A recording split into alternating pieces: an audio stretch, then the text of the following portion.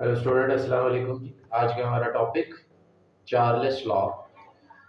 1750s के era में जे Charles ने अपना लॉ पेश किया। ये लॉ हमें किसी भी गैस और टेम्परेचर के रिलेशनशिप को डिस्क्राइब करता है। इस लॉ से हमें एक सिंपल समरी ये मिलती है कि जब आप किसी भी गैस को टेम्परेचर देंगे तो वो एक्सपेंड करेगी, उसका वॉल्यूम एक्सपेंड होगा। स्टूडेंट, जे चार्ल्स एक मैथमेटिशियन भी थे, एक केमिस्ट थे, बैलूनिस्ट भी थे और एक इन्वेंशनर भी थे। तो आज का हमारा टॉपिक चार्ल्स लॉ पढ़ेंगे।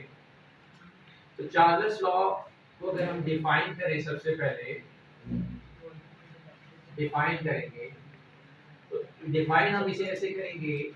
दो क्वांटिटीज के बारे में रिलेशनशिप बताया था किसने? जे चार्ल्स।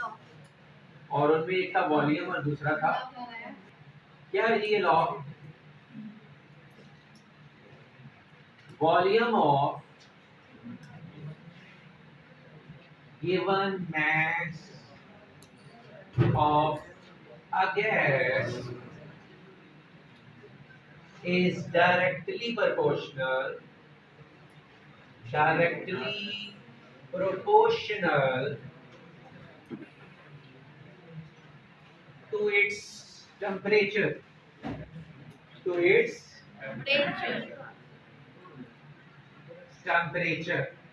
और यहाँ जो अगर हम कांस्टेंट क्या रखेंगे? प्रेशर जो है वो आपने कैप कांस्टेंट रखना है, उसे हम इग्नोर कर दें। जो उसकी इनिशियल वैल्यू है बाद में भी वही होनी चाहिए। तो ऐसे में किसी भी गैस का जो वॉल्यूम है वो टेम्परेचर के डायरेक्टली प्रोपोर्शनल। यानी डायरेक्टली प्रोपोर्शनल साइन को अगर हम एक्सप्लेन करें तो हम कुछ ऐसे कह सकते हैं कि वो ये कहना चाह रहा है V डायरेक्टली प्रोपोर्शनल है T, कि अगर आप टेम्परेचर बढ़ाओगे तो गैस का वॉल्यूम भी बढ़ेगा, और अगर गैस का वॉल्यूम बढ़ेगा तो गैस के मॉलिक्यूल एक्साइटेड होंगे, गैस के मॉलिक्यूल स्ट्राइक करेंगे wall of the cylinder, wall of the container, wall of the balloon.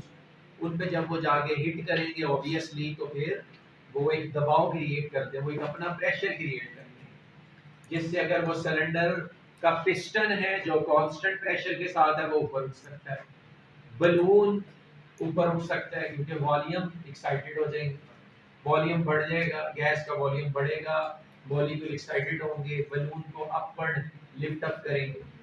तो रूटीन लाइफ के अंदर ये हमारे अप्लाई हो रहा है। अच्छा जी, हम इसको समझने के लिए साथ ही एक डायग्राम भी देख लेते हैं, और उस डायग्राम के अंदर हम ये समझने की कोशिश करते हैं कि ये चार्ल्स लॉ क्या कह रहा है। जैसे हमारे पास ये एक सिलेंडर है, और जैसे मैंने अभी मेंशन किया कि इस सिलेंडर में हमने कांस्टेंट कर दिया है किसे? प्रेशर को।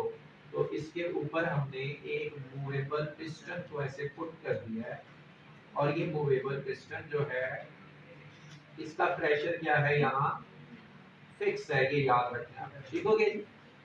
अब इस वक्त इमेजिन करें जी, प्रेशर फिक्स है जो भी उसकी वैल्यू है, रूम टेम्परेचर में हम ये प्रैक्टिकल कर रहे हैं, तो उस रूम टेम्परेचर का T1 है लाइक 25 डिग्री सेंटीग्रेड, और जो वॉल्यूम है इसके अंदर इस सिलेंडर में जो अपने गैस भरी है, वॉल्यूम है V1, उसको भी आप इमेजिन कर लें, वो है 50 सेंटीमीटर क्यूब। अब अगर मैं टेम्परेचर बढ़ा दूं, टेम्परेचर बढ़ाने के लिए मुझे क्या करना पड़ेगा?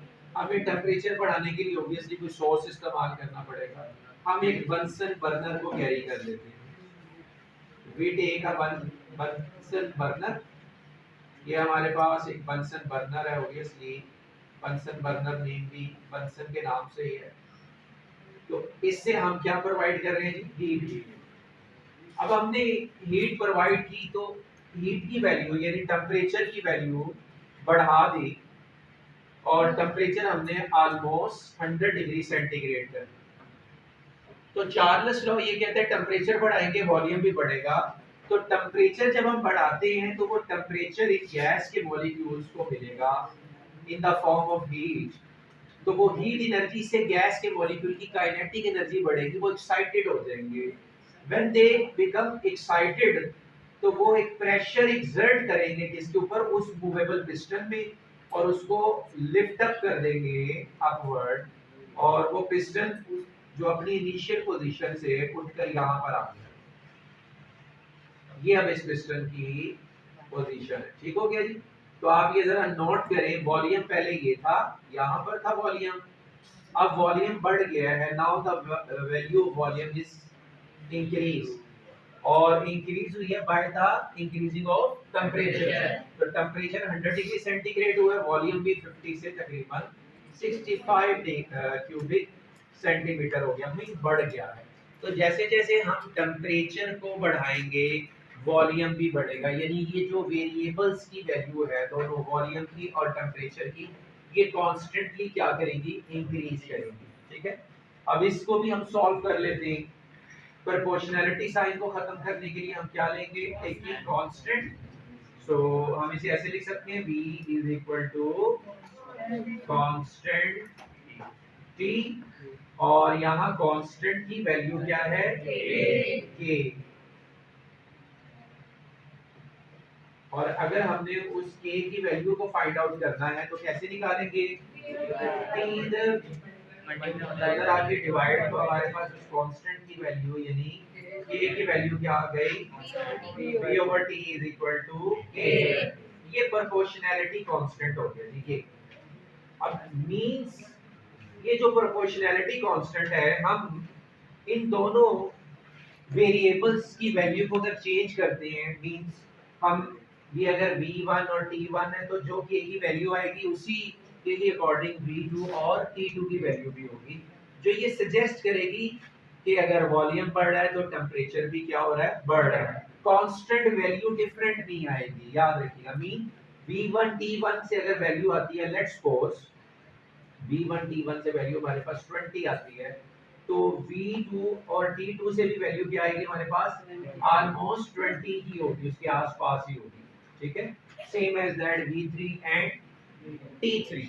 तो जो चार्ल्स लॉ है वो सिंपल एक स्टेटमेंट दे रहा है, और वो क्या स्टेटमेंट है जी, volume of a given mass of a gas is directly proportional to its temperature if pressure is kept constant. और मीन अगर वॉल्यूम किसी गैस का बढ़ रहा है तो लाजमी तौर पे उसका टेंपरेचर भी बढ़ रहा है, और इसी के रिवर्स करें, अगर आप टेंपरेचर को कम करेंगे तो वॉल्यूम भी क्या होगा, कम होगा। यानी जब आप गैसेस पे कम टेंपरेचर अप्लाई करते हैं तो उनका वॉल्यूम कम होता है, लेकिन विद इन लिमिट्स, जिसको हम एब्सोल्यूट जीरो भी कहते हैं, जो हम अपने नेक्स्ट टॉपिक में डिस्कस करेंगे, या absolute kelvin. So volume directly proportional है टेंपरेचर के, ये था जी हमारे पास चार्ल्स लॉ।